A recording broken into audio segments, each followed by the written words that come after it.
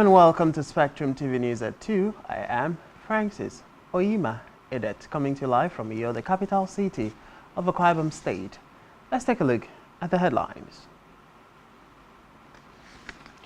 President Tinubu orders investigation into Kaduna village bombing. Supreme Court dismisses Ihedioha's suit against Uzodinma. Plus, Kremlin says Putin to visit Saudi Arabia and United Arab Emirates. We'll bring you details of these stories and more in a moment.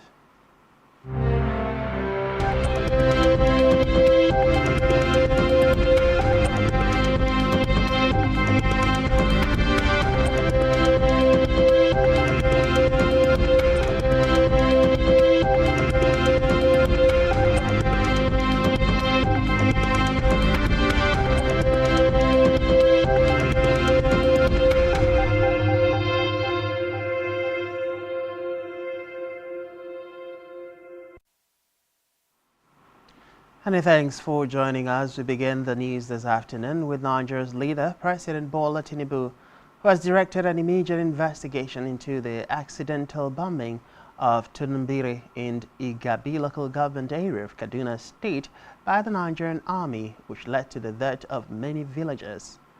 In a statement by presidential spokesperson Ajuri Ngalale, the president sympathized with the families of the victims and the Kaduna State government. The president, who described the incident as very unfortunate, disturbing and painful, also directs swift and comprehensive medical attention for surviving victims while praying for the repose of the souls of the deceased. Meanwhile, the Kaduna State Commissioner for Internal Security and Home Affairs, Samuel Aruwa, has confirmed that the Army claimed responsibility for the airstrike incident. In a related development, the Speaker, House of Representatives, Tajuddin Abbas, has also expressed concern over the killing of some villagers at Tudunbiri community in Igabi local government area of Kaduna State by a bomb said to have been inadvertently dropped by personnel of the Nigerian Army.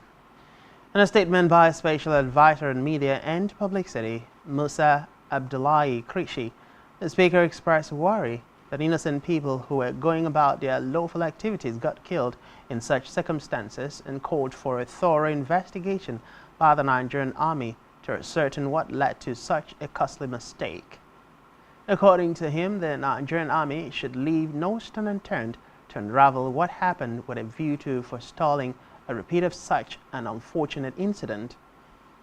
He expressed his heartfelt condolences to the people and government of Kaduna State, especially the families of those who lost their loved ones and those injured in the Tudunbiri community.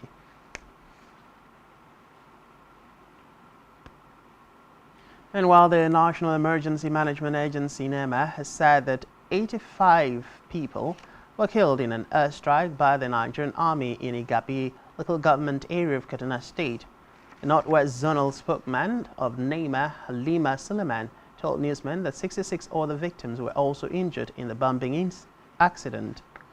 She said the fatality figure was gotten from the local authorities after the burial of the victims. Meanwhile, the Chief of Army Staff, Lieutenant General Turid Lagbaja, has visited Kaduna State 2 days after the incident to assess the community and condoled with the families of the victims.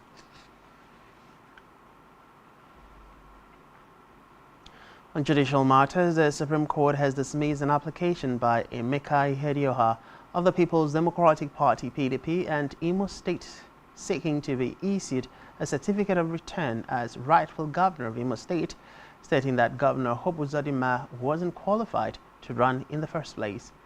In the ruling read by Justice Tijani Abubakar, the Apex Court dismissed the application for lacking in merit, describing it as unnecessary and vexatious, and such awarded the cost of 40 million naira against Mike Ozehome for bringing the matter before the court. According to the judge, those to be paid include the Action People's Party APP, Uche Nadi, Uche Nwosu, and the Independent National Electoral Commission INEC. The Apex Court dismissed the motion on the ground that it has no jurisdiction to entertain such a motion.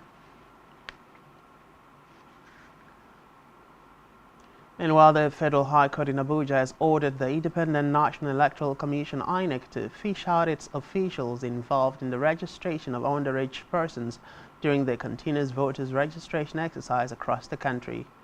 The judge gave INEC 90 days to identify the culpable officials and hand them over to law enforcement agencies. Justice Obiora Gwatu held that the officers committed a criminal offense by breaching the Electoral Act.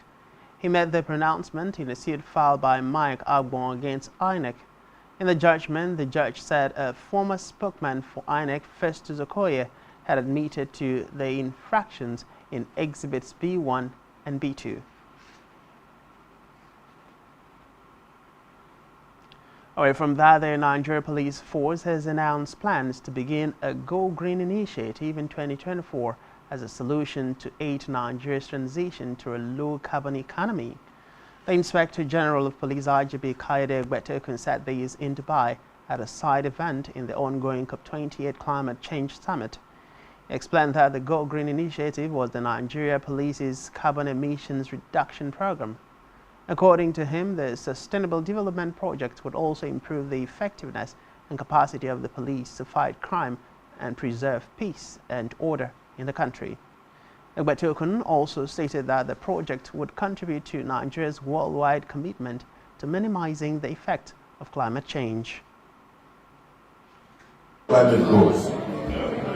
As an institution whose activities impact directly on the people, the Nigerian Police Force is deliberate and intentional in formulating and implementing climate-friendly strategies. We recently unveiled the Nigeria Police Green Initiative, also known as Police Go Initiative.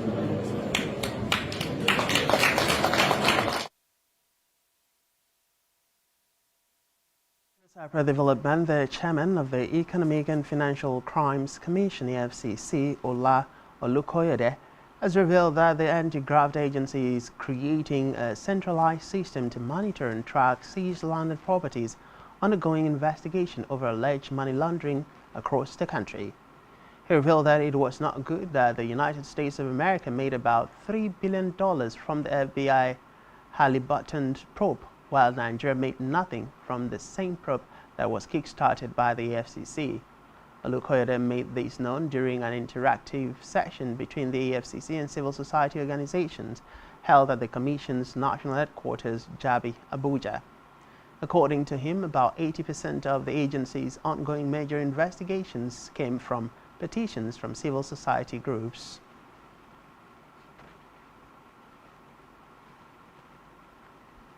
In another development, Benue State Governor Hachind Alia has sworn in 21 local government caretaker chairmen into office.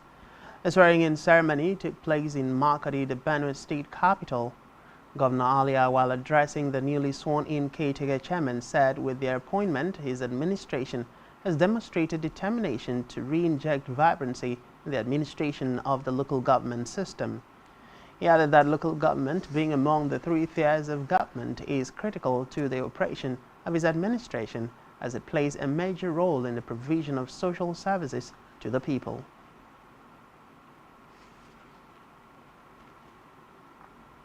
Move now to Africa, where Niger's military leaders have said that they were ending 2 European Union security and defense missions in the country after agreeing to strengthen military cooperation with Russia. The Nigerian foreign minister said it was ending the agreement between Niger and the EU regarding the Niamey-based civilian capacity building mission called EUCAP Sahel Niger. The mission, launched in 2012, supports Niger's internal security forces, authorities, and non-governmental actors. Niger's foreign ministry also announced in a press statement the withdrawal by the state of Niger of consent for the deployment of an EU military partnership mission known as EU-MPM in Niger.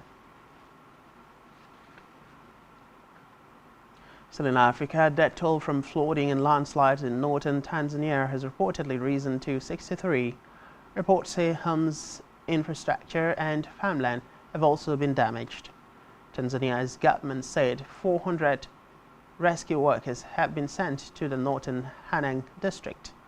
It however noted that rescuers are operating under challenging conditions such as defective telecommunications and blocked, damaged roads.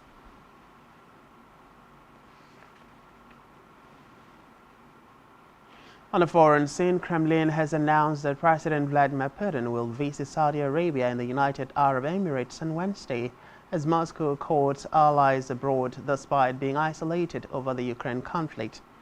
He said Putin has limited his international travel since deploying troops to Ukraine, and the International Criminal Court (ICC) issued an international arrest warrant for Putin on the war crime accusation of unlawfully deporting Ukrainian children.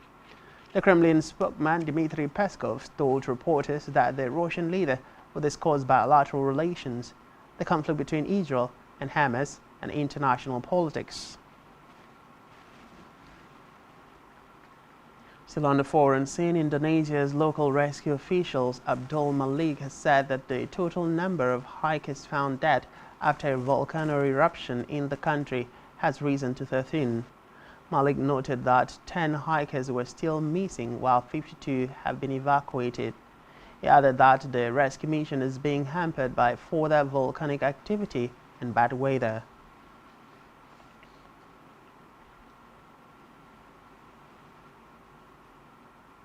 Still to come in the news. Nigerian striker Osimhen wins Italian Footballers Association Footballer of the Year award. Please stay with us.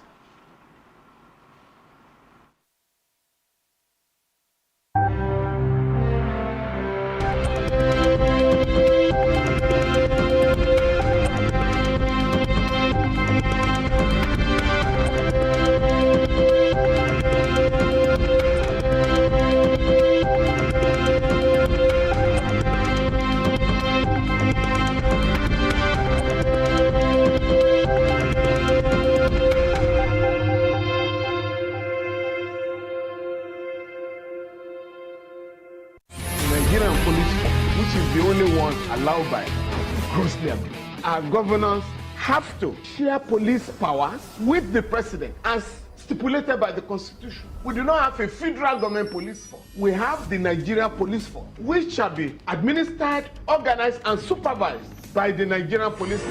No, my lord, I want to say something. I want to say something here. Perhaps it might also enlarge the scope of people who should be invited here for examination. My lord, if we cannot find those who literally murdered Abiola, who are those people who could be said to be the beneficiaries of the death of Abiola? Rogers has linked you with some of the killings he did. He never did. He linked you with the attempted murder of Hebrew. He did not. My lord, the Matters Council is leading the evidence in our matters. Is this an adversary proceeding? It's not, my lord, but you can't be talking about cases which are in court, Is my this an adversary proceeding? It's not, my lord. These cases are in court, my lord. I'm just reminding your lordship. My lord, sorry, my lord, I think I'll be in cross-examination. Legally Speaking, a program that deals with legal issues and questions we face as citizens of this amazing country, Nigeria. Legally Speaking. Join us every Friday from 5 p.m. to 6 p.m. for Legally Speaking.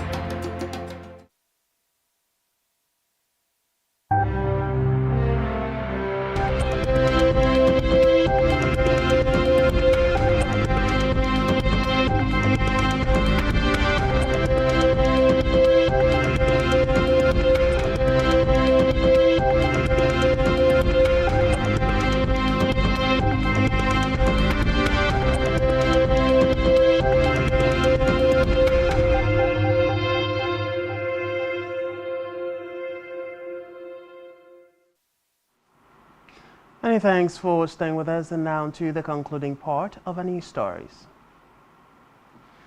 On a business news, the Nigerian Upstream Petroleum Regulatory Commission (NUPRC) has said that the federal government is planning to revoke unused oil exploration leases that companies were granted but have not been able to carry out any exploration activities on them.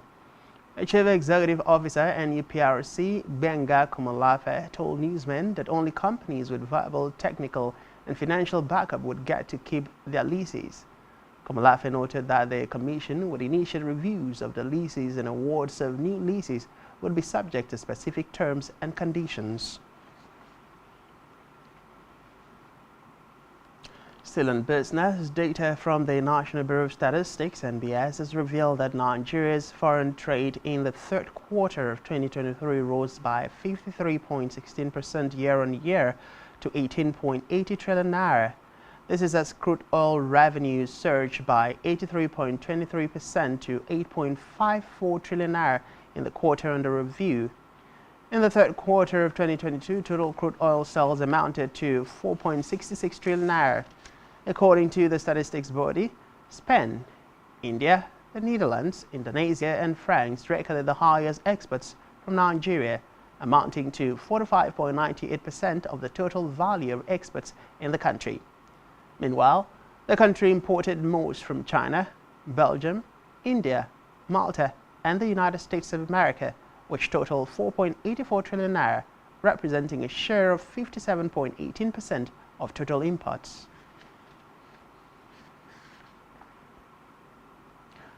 Move to health, where the World Health Organization (WHO) has lamented that more people are coming down with malaria despite expanding access to preventive medication for the disease.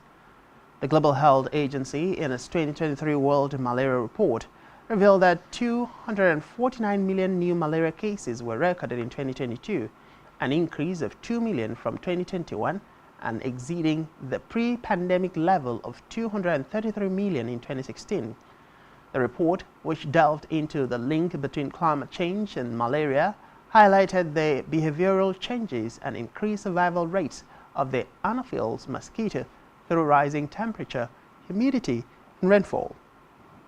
According to reports, extreme weather events such as heat waves and flooding can also directly impact transmission and the disease burden.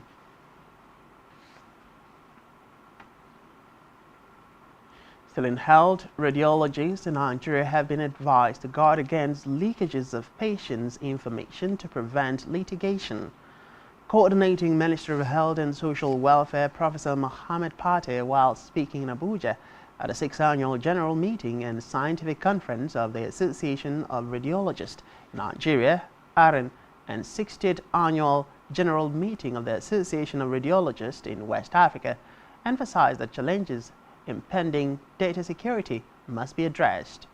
A minister who was represented by the Director of Hospital Services, Dr. Jimo Saladin, said that the ministry is committed to continuing collaboration with ARIN, stressing that leakages of patients' information must be guarded against seriously with every sense of responsibility.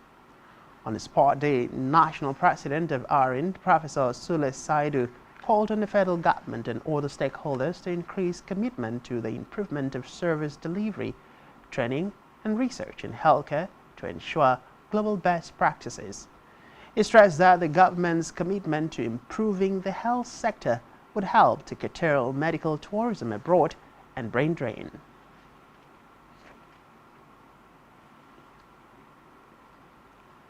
Next up is sports, where Nigerian striker Victor Osimhen was named as Italian Footballers Association Footballer of the Year for his stellar showing with Neapolitans last season. The award ceremony also had other accolades, including the Team of the Year Coach of the Year, Club of the Year, and Goal of the Season.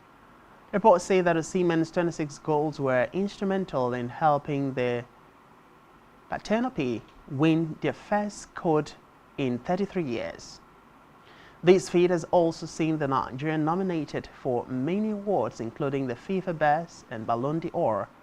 He was also included in the Serie Team of the Year alongside Mike Magnan, Giovanni Di Laurento, and Kimin J, Andre Bostoni, Theo Hernandez, Stanislaw Lobotka, Hakan Kolhanoglu, Nicolo Barella, Rafael Leo, and Hachia Karavskilia. Despite a tougher start to the 2023-2024 campaign and recent struggles with injury, Osimhen has continued his impressive goals per game ratio with 6 from 10 after the 14 games.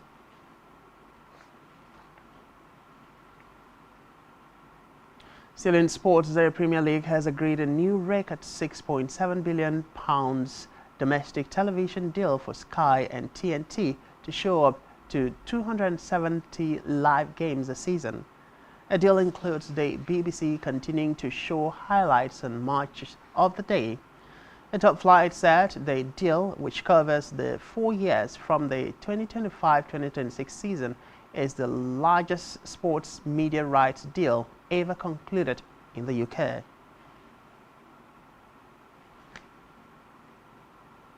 To entertainment now, where Grammy-winning Nigerian singer Daminio Golu, better known as Burna Boy, has displaced Tanzanian singer Diamond Platinum as the most streamed sub-Saharan African artist on YouTube. Burna Boy has now amassed 2.52 billion streams on the platform as against the 2.37 billion streams by the Tanzanian star. Another Nigerian artist, Wizkid, is number 3 on the list of most streamed sub-Saharan African artists on YouTube with 1.83 billion streams, followed by the Congolese legend Fally Ipupa with 1.61 billion streams and Davido with 1.50 billion streams.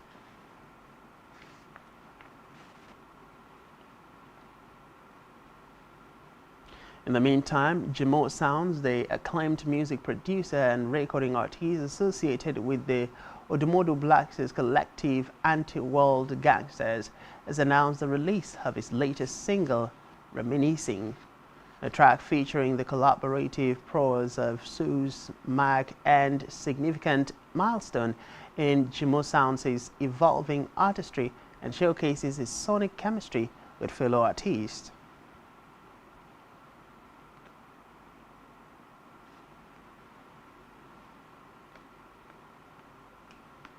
And that's all we have for you at this time. Do ensure to follow us on social media and subscribe to our YouTube channel, all of which you can find on our website, spectrumtvlive.ng.